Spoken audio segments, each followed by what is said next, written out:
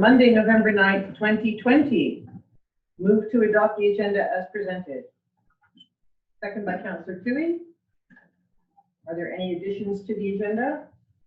Nope. Seeing none on the question, all those in favor, opposed, carried. Move on to the minutes of the regular meeting of council held on Monday, October 26th. I move that they be adopted as presented. Second by Councillor Anderson. Are there any errors or omissions? No. Seeing and hearing none on the question, all those in favor, opposed, carried. Minutes of the planning session of council held Monday, October 19th, 2020. Move that those minutes be adopted as presented. Councillor Anstett seconds. Are there any errors or omissions? Seeing and hearing none on the question, all those in favor, opposed, carried. And we have two delegations this evening. The first is Ashcraft Terminal and CN Rail. Cleo Landucci, Patty Kinvig, and Lindsay Bromwell, who I understand is coming in via internet, Zoom. That's right. Thank Just you. joined us. All right, thank you. Hello. And each delegation has 10 minutes, and that will include questions and comments from council. So, first delegation, the floor is yours. Hello, good afternoon, Mayor and Council. Thank you very much for having us here this afternoon to talk about a very important issue and to update you on some efforts that we've implemented and some of our plans going forward. It's been a little while since we've last had the opportunity to come and present, and nice to see everyone staying safe and healthy.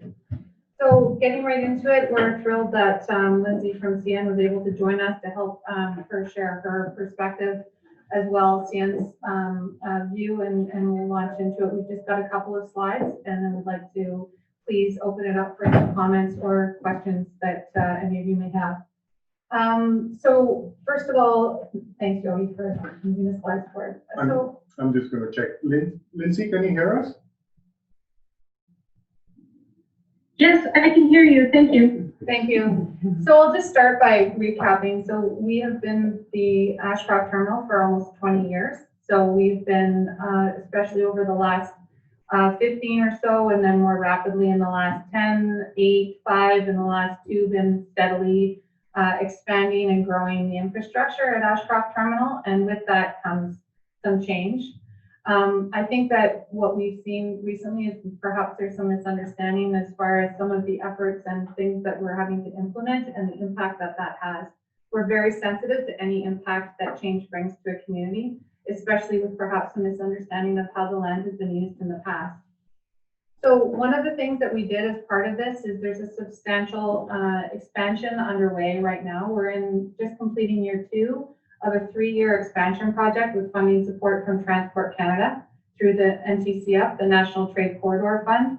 And this project is really focused on building rail traffic opportunities to deal with the resilience that's required in the supply chain through this very important trade corridor, the most important trade corridor, I would argue, in North America, and on the west coast of British Columbia.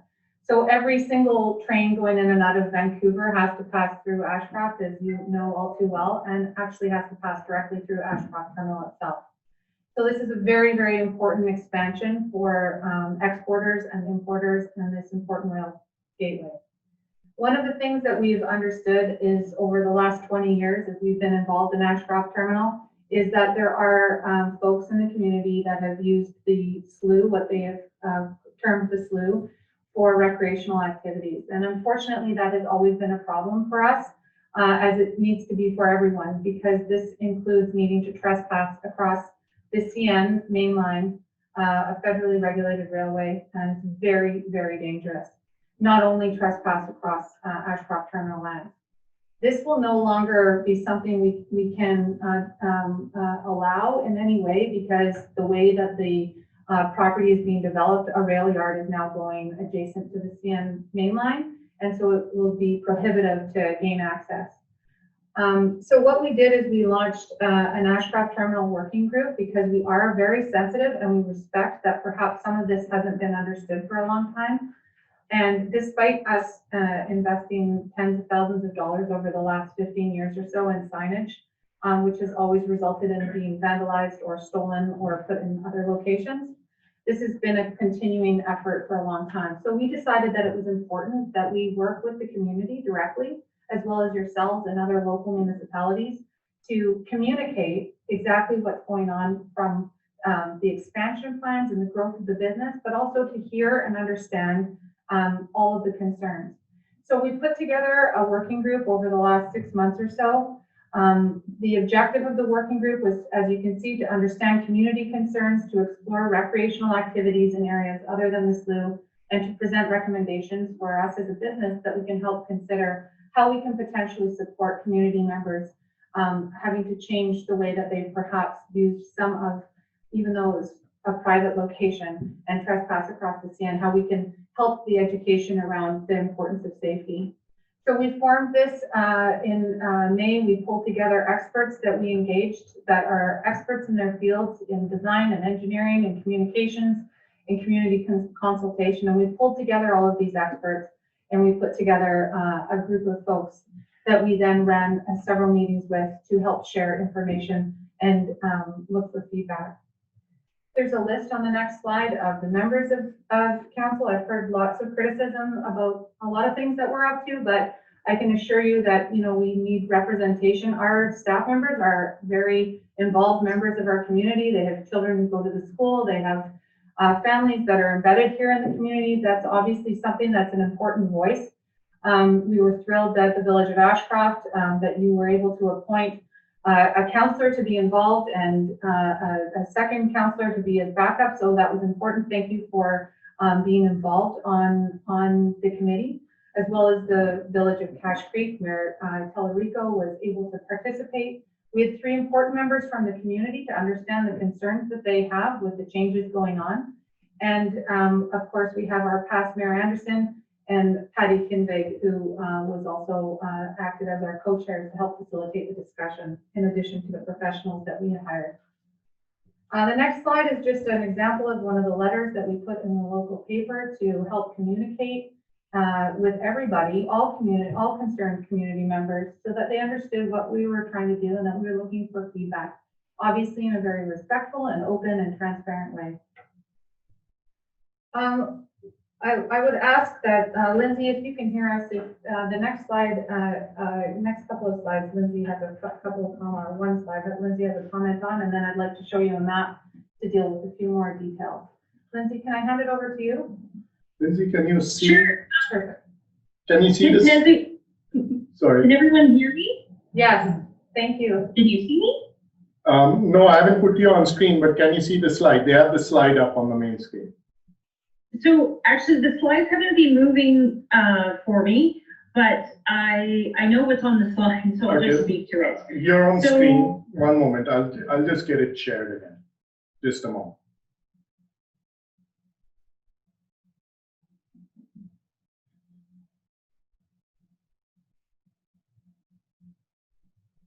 Where is it? We can hear you, Lindsay, if you wanted to start while he's moving you up there. Sure. So I just wanted to follow up on, first of all, good evening. I'm sorry I'm not there in person, but we have some pretty strict COVID protocols that do not allow any in-person meetings, especially as things continue to fluctuate. But I just want to say good evening, and I hope to meet you all in person as soon as this pandemic or a vaccine is out there. So one of the things that we presented at CN, I want to thank Cleo and PSA for putting together this working group and all the community members that were able to participate, both from the village as well as residents and a variety of different stakeholders. I recognize that I came into the situation somewhat late, but our CN police had participated in earlier sessions. So one of the things that I can specifically talk about here at CN is safety is a shared responsibility. It is something that we know we cannot do alone. And while we have a lot of well-meaning groups, we also know that there is an average of 2,300 plus crossing accidents per year and 1,000 rail accidents per year. If you talk to anyone in my public works team who manages crossings, you will repeatedly or regularly hear them say the safest crossing is no crossing. And we say that, as you can see from this image here, I actually took it about an hour and a half ago from Operation Lifesaver. They are an organization that is third party, and they work with Transport Canada, and they track railway crossing and trespassing incidences. And you can see these are the stats for this year up to the end of September. And we really want to communicate to everyone at the Village Council that a crossing does not guarantee safety.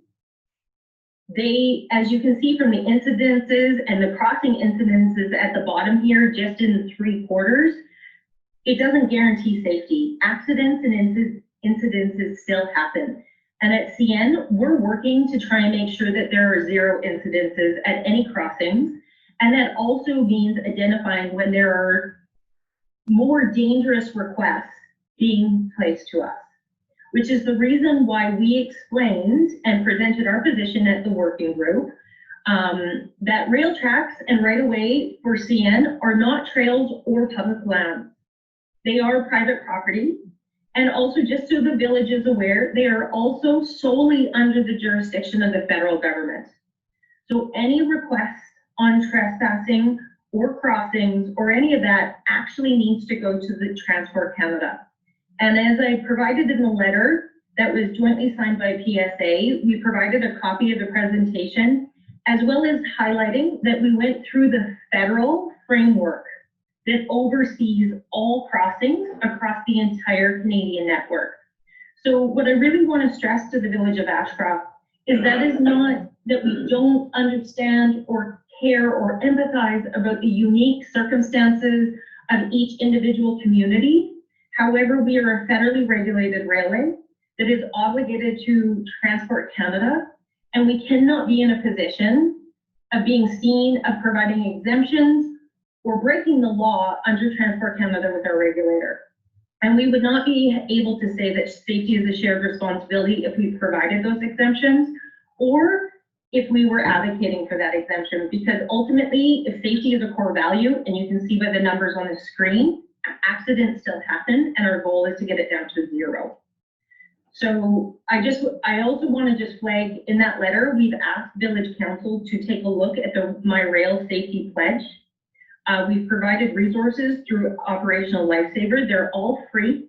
They're for everyone across Canada, for a variety of different industries, resident, public, everything. We encourage everyone to look. And also, if you're looking to track statistics on trespassing and grade crossing incidences, they have the current running totals, and they're fairly up to date. So I just wanted to add that, and then I'll turn it over to Cleo and of course any questions. So our concern here this evening is that we understand that there is some interest from the community group that perhaps doesn't understand the implications of some of the information that's being disseminated, and we're very, very concerned, and we implore council to please take a more clear understanding and communication with the members of the community to keep them safe. Because we've noticed a website, we've noticed a lot of online chatter around making comments such that Ashcroft Terminal, the SLU is the safest access to the river.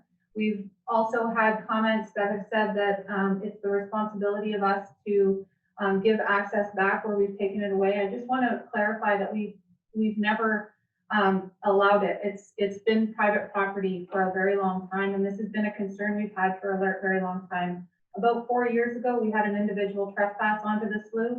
It is our responsibility as a landowner to keep people safe. That individual perished from an accident that we weren't able to manage because of the size of the site, but that individual trespassed across the CN main line and did pass away, unfortunately. We cannot have a repeat of this, and we need to keep our community safe. And we are really asking the council, mayor, and members of council to support that we need to keep the members of Ashcraft Terminal safe. Unfortunately, you know, when we look at this, we do appreciate that folks have gone down there and have trespassed. We're concerned with some of the public commentary about, we don't care if it's illegal, we're going anyway.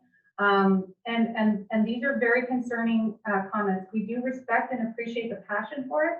We're really keen to work together to try to understand alternative locations that folks can enjoy. But this is a very important issue, as we can hear from CN, and I can assure you it's a concern for us. the further comments, like the public road through private land, it's actually a private road. Evans Road does end at the beginning of Ashcraft Terminal. The road system that has been used is a private road and is being redirected, and only secured folks that have passed, you know, the security requirements that will be required. There's a lot of change going down there, and again, we respect and understand and appreciate the sensitivity for folks, but this is, safety has to be our #1 concern as a community, and we need to take this shared responsibility seriously. We are very open and keen to have dialogue. It does concern us when we hear groups in public talk about, after we've gone through the working group and we have these discussions, trying to understand all sides, and then we hear that there's efforts being made to pursue legal action against us. That is obviously changes the way that we can then have a dialogue, but we are very keen and open to continuing to have this discussion and work together with the Village of Ashcraft to make sure that we can do whatever we can to work and respect and understand the changes that this brings. So we understand you have a resolution in front of you this evening, but we caution around the priority needs to be keeping our community safe. And if there's any questions or comments, I'm happy to answer anything. Thank you. Thank you for the presentation. Thank you, Lindsay, if you can hear me. This is a map. I'll just highlight very quickly. The yellow zone, the highlighted yellow area is Ashcraft Terminal property. The blue is the CN main line. The green is the CP main line. And there's a sort of pink color that ends at where the CN comes across. That is the end of Evans Road. It is, and Lindsay, perhaps jump in, walking underneath the CN bridge is CN right of way. And so that is also trespassing across federally regulated lands. So as you can see, as we expand, we do appreciate that up to the high water mark in the slough, and certainly we understand that folks have an interest to access that, and certainly that's their prerogative to do so in other ways, but accessing it through any of these areas is not something that is permitted. Thank you. Anyone on council? And you can hear you. Thank you. Thank you. Anyone have any questions? I just want clarification regarding the below the high water mark. So if someone were to get in a boat, Yeah. upstream or downstream, and come up or down the river, they could access it. That's allowed across the whole country, so that is not, I mean, that's up to them. Obviously, above the high water mark in the slough is Ashcraft Terminal property. And so it's that responsibility that we would have. That is where the individual passed away. We've had a railway incident, as we all know, to the south of us recently with someone who trespassed directly on the CP main line.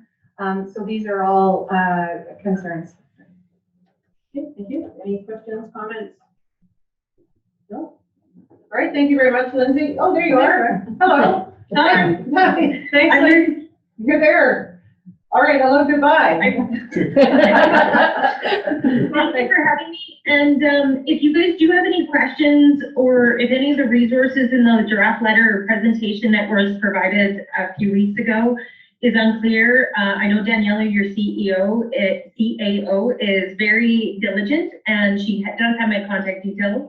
I will recommend calling me or emailing me, but I am available to answer any questions or concerns you guys may have. All right, thank you very much. Thank you. Thank you. Thank you. All right, we have a second delegation, and that is Housing Needs Collaboration, Vicki Trill and Trisha Kell. Ladies. Good evening, Mayor Roden, councilors and village staff. My name is Ashraf. I'm with the Elizabeth Fry Society, and of course, you probably all know Vicki Trill with the Ashcraft Hub. At the start of the pandemic, we were fortunate enough that a number of community groups collaborated and created a COVID-19 helpline to service needs in our area. And from that, we've grown with the greater collaboration. Recently, we held a community collaboration day on October 20th to address some of the needs in the community. And of course, housing was one of the biggest needs that were addressed. So tonight we're before you to invite village staff and council to join us and collaborate with us And I'm going to address one of those invites and Vicky's going to address the second. My first invitation to you is our hopes in developing a housing committee that would sort of collaborate together, look at land usage, what the community's needs are based on that amazing housing study that just came out. We know that this project is bigger than what one person or one agency can do. So we would love the somebody from Village Council and Village staff to join us on this committee, along with some service agencies and community groups, to sort of move that report forward and see what we can do community-wise to address housing. We sort of feel like it's a bit of a barrier, not only for economic growth, but developing, you know, the potential of Ashcroft with new families and community members moving in. So my first invitation to you is to invite council staff and village staff to join us on that committee to look at housing and how we can address it collaboratively. And then I'm going to pass it over to Vicki. Yeah, so as Trish mentioned, we had a community collaboration workshop, and neither of us had went there, I don't think, with the preconceived idea that we would talk about housing, but that's what came up just through the course of the workshop. And as all of the challenges and opportunities came up, it became clear that this was what the collaborative was really pushing for.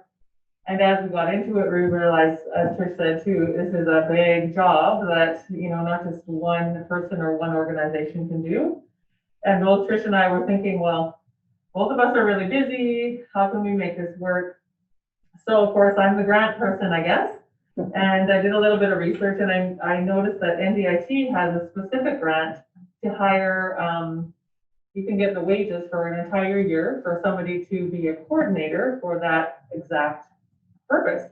So you have a committee together, the grant funds will hire a staff person who will do the strategic goals of that group, and be able to maybe get a project shovel ready would be the idea. It is only accessible for municipalities. So an initial thought would be that if we were successful with this kind of application, that person could be contracted, and they may have an office at the hub. And if you probably looked at the financials that I sent ahead of time, the idea would be a number of in-kind contributions through the hub, and that would include space and use of administrative tools, including computer and all of that kind of stuff. And then Trish and I have our we know how to find money sort of hats on, and we have a few other irons in the fire as well, but we wanted to invite you as well to be a part of making that happen and being able to put the group together and hire the staff in order to get the work done. So that's the second invite. I don't know if you have a wrap up. No. We're quite excited about it. When we found the grant, because at first we thought, well, this is great. It's a need, and we kind of saw how maybe it could get done, but of course it's a lot of work. And when we found the second piece of it, we thought, if we can actually make this happen. So that's the invite to you, and we loved your report because it was everything everybody was saying at the meeting anyway. So that was quite encouraging to see that everybody's all on the same page. Any questions or? Well, thank you very much for the presentation. Does council have any questions, comments? At your meeting, was there any particular type of housing that there was a consensus that we needed more than another kind, or? No, I think it echoed the report that you guys just completed. You know, there's definitely a need for seniors housing, some low income housing, and we kind of felt like no one person had that answer. So if we had a committee that we had seniors representation, and open that up and had a big variety, they could help sort of steer that person that's hired in the direction that this collaborative feels that it needs to go in. Comments? And what people representing what sorts of organizations were there at the meeting? Kind of like the round table, really, if you're familiar with it. We had hospice, the hub, EFRI, let me think, there was a Better at Home Community Resource Society. So we did a mass email out to people sort of that Highway 97 corridor from Spence's Bridge to Clinton, and that was sort of the consensus. Housing was kind of one of the top priorities. Do you know in any information you've created so far whether BC Housing can be involved in this in any way? Yeah, so once we sort of have a bit of a plan, they actually have some funding available that a consultant can then be hired. So we just have to line a few ducks in the row. Part of our hope is when somebody's hired, they join BC Housing. I just did a webinar on Small is Beautiful about housing opportunities in small communities, and it definitely can happen. We wanted to sort of push that report forward, right? But like we said, no one person or agency can take that on, but as a collaborative, we can, work together and as a community to make that happen. Yeah, we found that in our research, there was kind of stages where you've really completed the first stage, and that's the research and development of the needs report. The second stage would be to put the committee together and say, okay, this is what we want and this is what we need to do.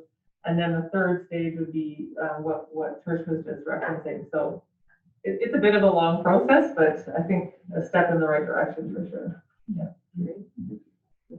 I think I'm talking to you, Trish, and Judy Hampton of the Clinton District Assisted Living would be a good person to speak with because she's been down that road. Yes. For seniors housing, definitely, and I'm sure she has a lot of wisdom, both things that they did that went well and things that in retrospect they might have done differently, perhaps. So she's got a huge amount of experience. I'm sure she'd be more than happy to share that, her practical experience.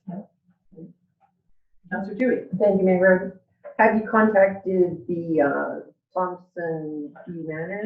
Yes, we've had conversations with them and have invited them in because they also are some local experts at getting housing. Right. That they will have representation on that committee. Right? And the Legion would be another one. Yes, because I and the know Legion is another one. they had done some work, and Yes. the Anglican Church. Yes, exactly. Yeah. Those are two that are. Okay. Yeah. Yeah, she was at the table Yeah. originally. Oh, Yeah. okay. Just Good. because there were so many people talking about it, we felt like it just kind of needed a shove forward, right? Yeah. Yeah. And this is hopefully that. Yeah. Somebody can take it on. Yeah, I think that's yeah, a great yeah. idea. And of course, our MP Brad Viss is the Shadow Minister for Housing, Yay. which is, Oh, I didn't. yeah, so that's handy. Yes, it is. Actually, they've advocated really well for a number of grants in this area, and as soon as you tell them what you need, they write a letter and they push it through. Yeah, it's great. Any more questions or comments? No? Thank you very much for your Thank you. presentation. Thank you. Thank you.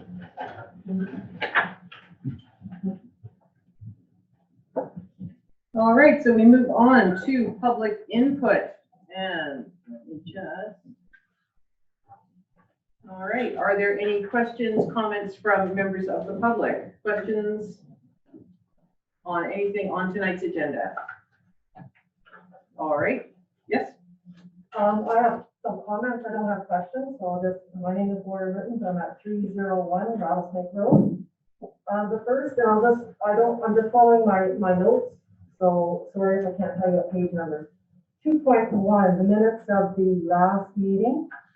There was a question I asked about the border subdivision, and the answer was something to do with the fact that there would have to be public input, and I looked back at the May 11th, 2020 report that was put out when the borders had their subdivision by urban systems, and it says specifically that no public input will be required if that subdivision goes ahead, as long as the density and bylaw, the zoning bylaw is the same.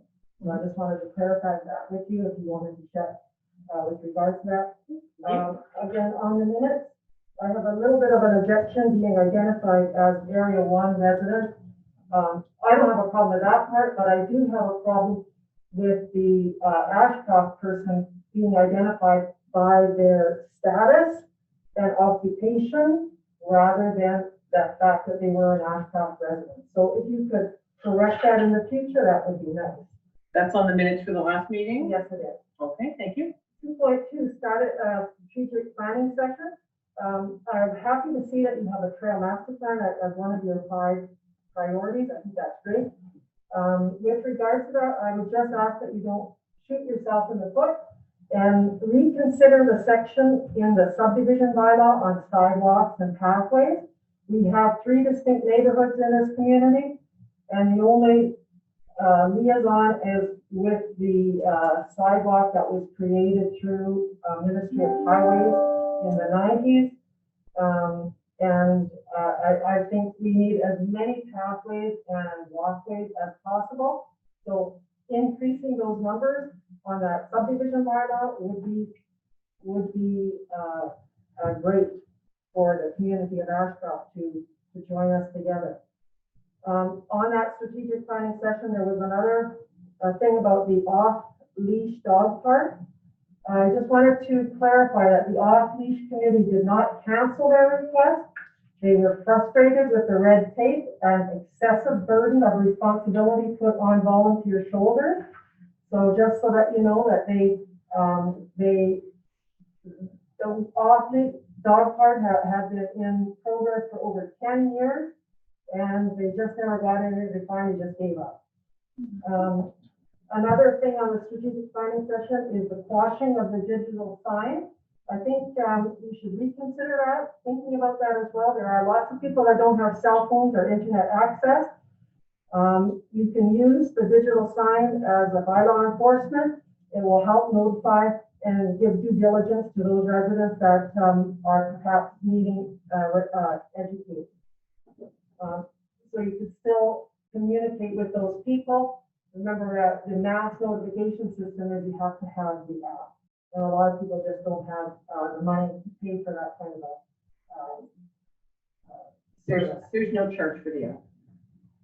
No, but to have, I'm talking about how about cell phones, either expensive. If I may, the program that we purchased has landline connection, so you can, landlines are also, will get a voicemail. It won't be texted. You just, if somebody that doesn't have cell service or access to internet, we tested it here, and it literally gives you a recorded message. There's an alert in this area, and it goes through as a voice message. Great. 5.1, the sign bylaw, the glossary part. I would ask the village, before passing it, to find local examples rather than examples from Kamloops. I know that maybe not all the signs are represented, but it would be nice to see small communities represented rather than the city of Kamloops. 6.3, that is about the this building, the heating bill for the seniors. And I'm just wondering, it's my understanding that the cost is calculated by square footage of the space that is rented. At least that was when Michelle Allen was the CAO. And I do find that this is not equitable to the seniors. They do their best to keep the costs down by closing the doors, keeping the heat low. They don't use the building space continuously. And even without COVID-19 restrictions in place, I think there should be a different formula, just like the formula that is going to be used for the COVID recovery grant that's now being distributed, and of which you're getting $659,000. I think that as small communities, you have to look at those. They're trying their best, and the cost of the heating is mostly not them. It's you guys at the administration level that are using the building. 6.4, with regards to the hot tub inspection requirement, another $10,000 to $20,000 for an inspection. That's outrageous. I'm hoping that you will consider not using Urban Systems if they're the ones that gave you that quote, and go out to bid to get the best deal possible, because $10,000 to $20,000 for just an inspection, that sounds ridiculous to me. 7.1, minor hockey. So the little guys can use, and minor hockey are allowed, but the adult hockey cannot follow protocols. And I'm just wondering if the protocols are the same, why can't they?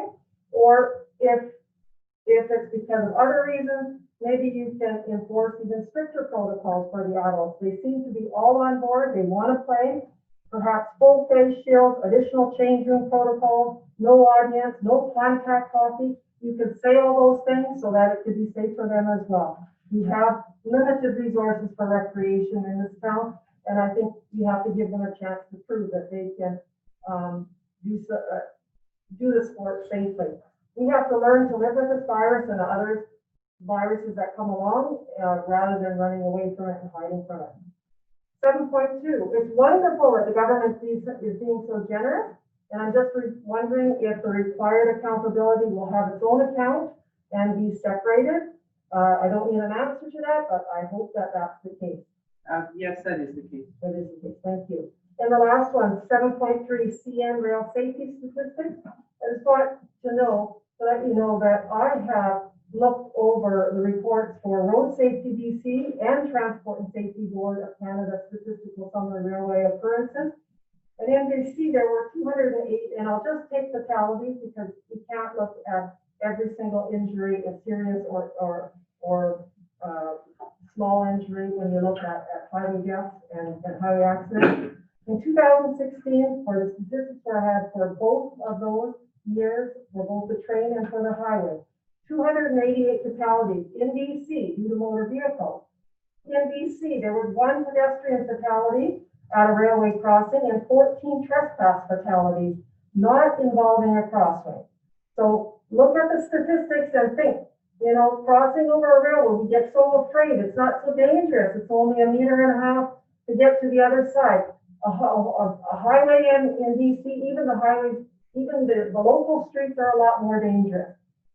Main track collisions and derailments are the most serious categories of rail accidents in terms of potential risk to the public and financial loss.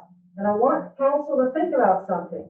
I think you better be concerned about what's being handled and what's being stored at the Ashcraft terminal, the inland port. The handling and storage of dangerous goods at the inland port are probably going to give you a much more serious and hazardous situation than a train derailment or a wandering pedestrian or somebody crossing over down to the slough, for instance. You should be thinking about and asking the inland port if they have emergency response team like Calais Valley does on site all the time, or if the local firefighters have received extra training on the response for a dangerous goods exposure. I live 250 meters away from the inland port, and I do hope that the response will be very, very quick if anything turns to happen. Thank you. Okay, thank you very much.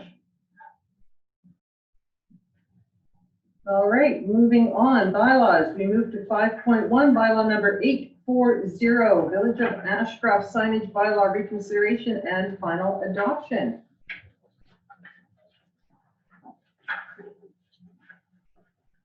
What is council's pleasure on this item?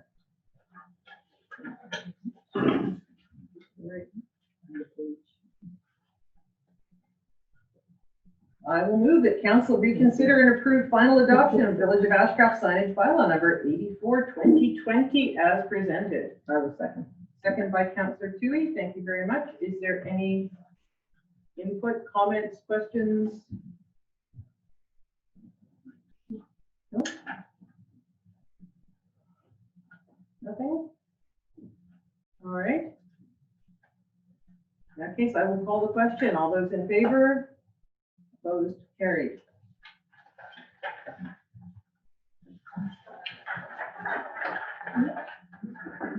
We move on to requests for decision. The first one, item 6.1. Get past the miles of sign by law. Here we are. And we have 3 separate motions to make on this item. So I would like to move for the first one regarding a grant in aid. Council approved the grant in aid request for $500 with the provision that the society provide a detailed budget itemizing what the funds will be expensed to. Do I have a seconder for that motion?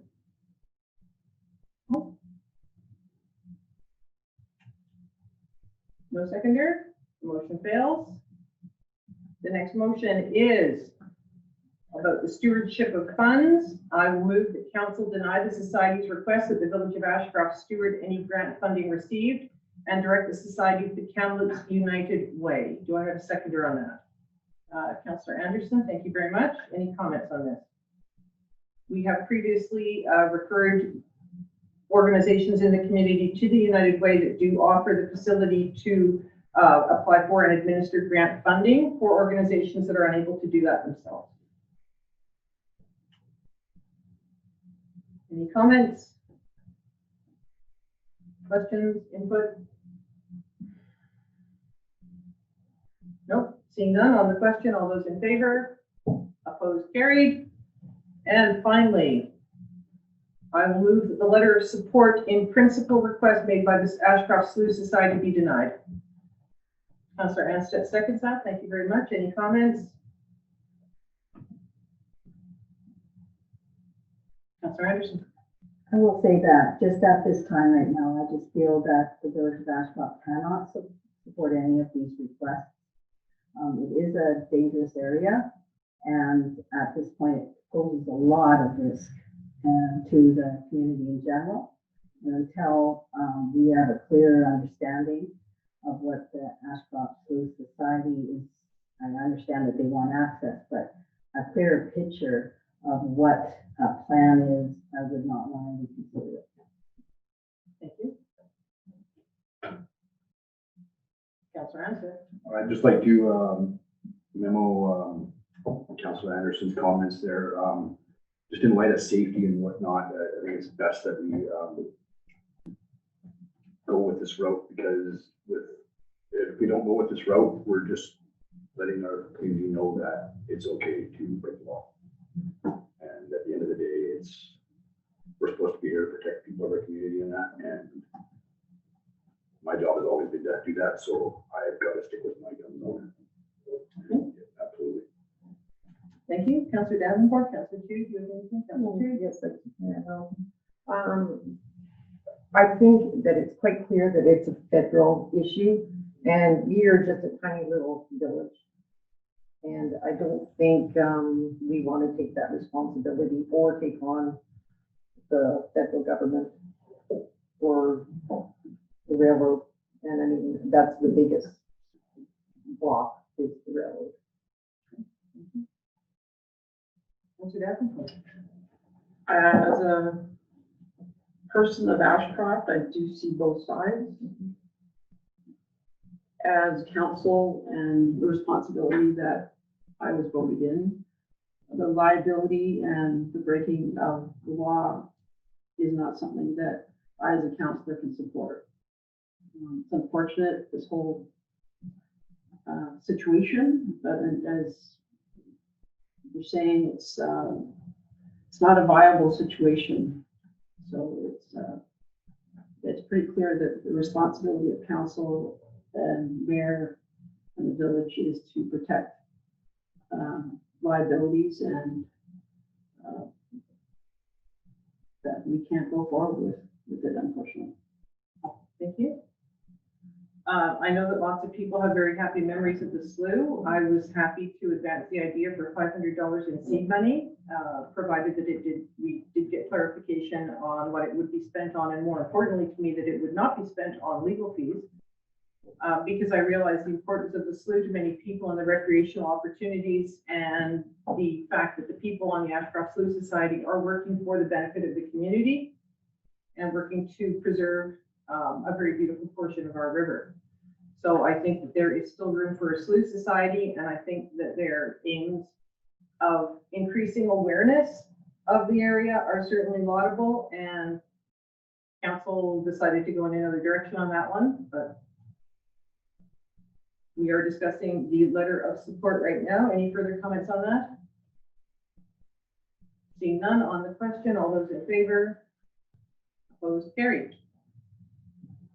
Move on to item 6.2, Intercommunity Bylaw Enforcement Officer Working Group Report and the minutes of the October 27th meeting.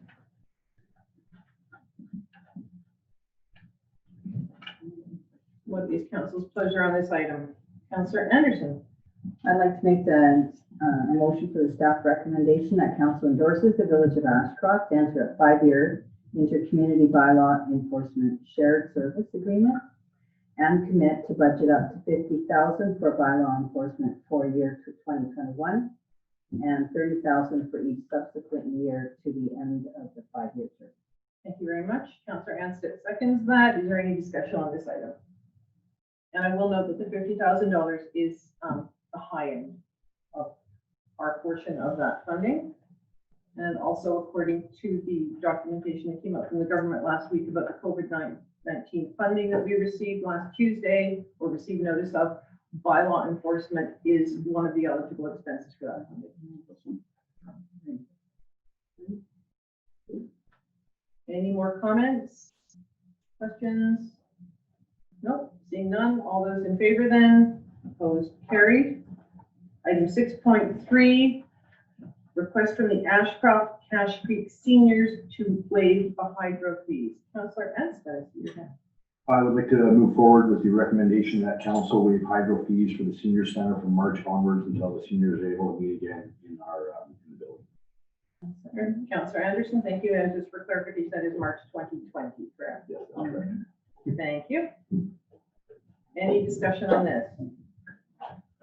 I have spoken a couple of times to the seniors and they still have no idea when they will be able to meet again. And if they do so, whether it will be even in that space, they simply don't know. Yeah. All right, any discussion on the question? All those in favor? Those carried. For information, we have the hot tub update from the Department of Public Works. Are there any questions on that to Director Benoit?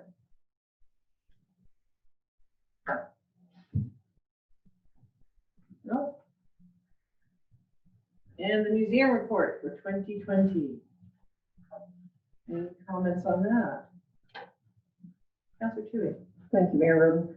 Just that, I think that the staff at the museum this year went above and beyond with their videos that they did and just keeping themselves busy, making work. And yeah, I was so impressed with all those videos, and I hope everybody watches them and looks it up. Yeah, because they were great. Yeah. And I think the start of the work on the cataloging that they've done with CFO Bylaw is going to be an invaluable resource for everyone, not just the curator and any staff there, but anyone looking for something. You know, my great aunt donated something in 1967. Do you know where it is? Yeah. And at a click of a button, they'll be able to tell you all the information and pinpoint its exact location. Yeah. It's going to be fantastic. So thank you very much for that. I just want to say it's not easy to make those videos. I've tried a few and I'm not a good, I'll never be a YouTuber. So if the work museum staff they did to just create those videos and multiple takes and get it going. And thank you for all your help, the ones who showed up on the videos, commented, so thank you.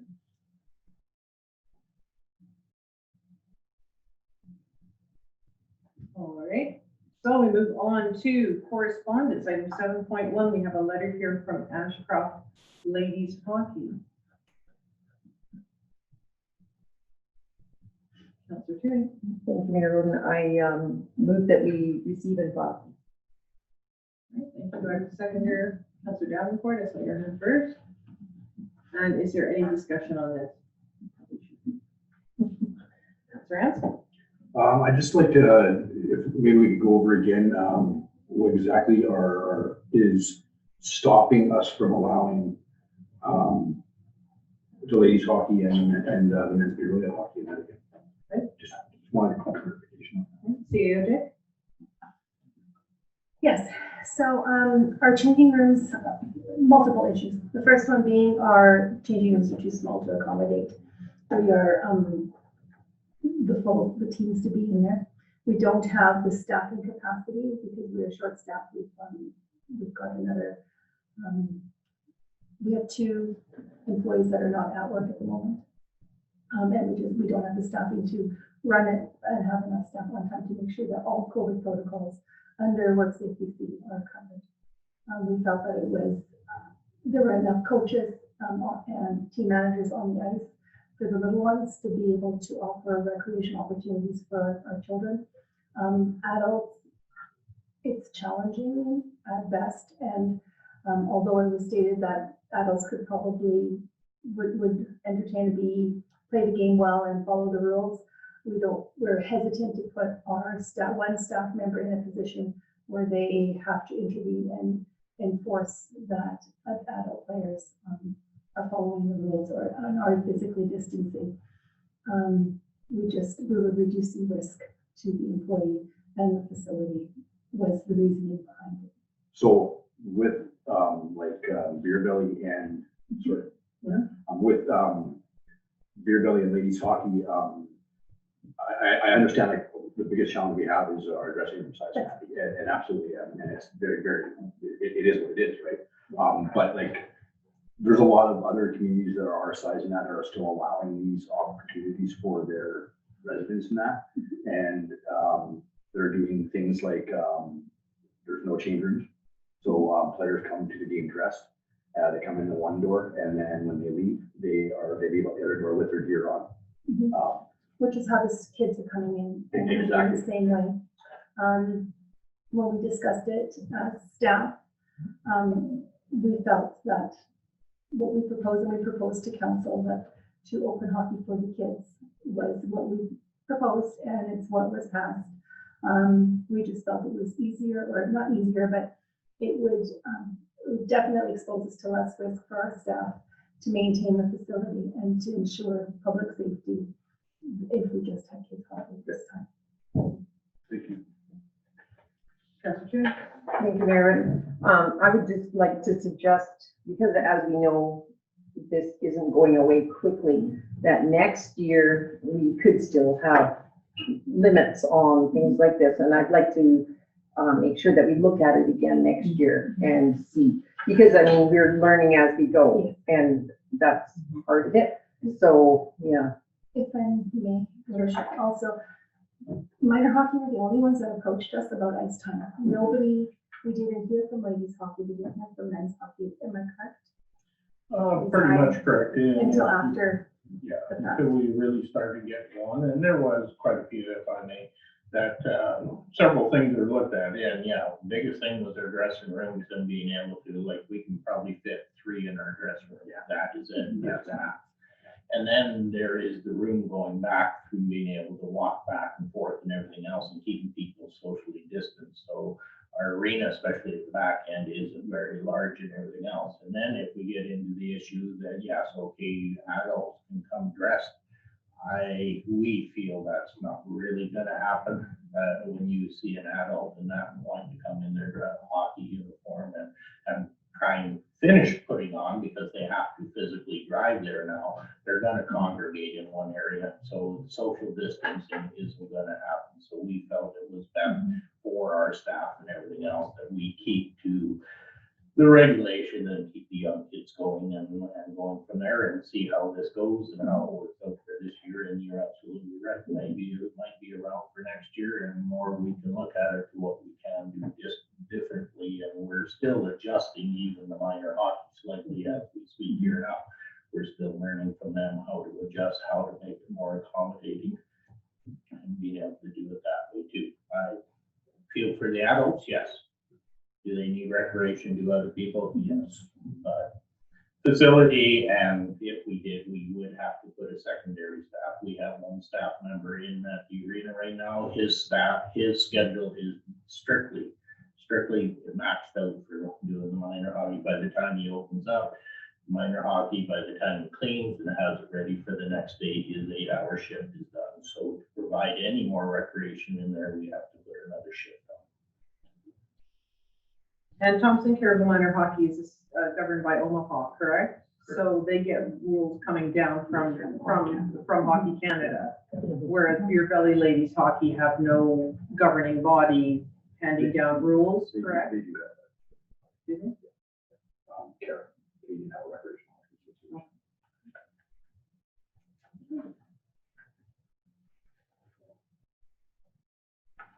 Or any further discussion on this point? We have a motion on the floor to receive and file. No? Did you have a second? Yes, I did have a second. Okay. I know, Professor Davenport pointed at you, so that. No, I was lifting my. Okay. All right, no, we're good. We're good. All right, no further discussion then. I'm going to call the question. All those in favor? Opposed? Carried. Are you Yeah, I'm opposed. opposed? Did you want your vote recorded? Yes, please. Okay, thank you. And then we have a number of items for information. Was there anything in here that anyone wanted to comment on or break out?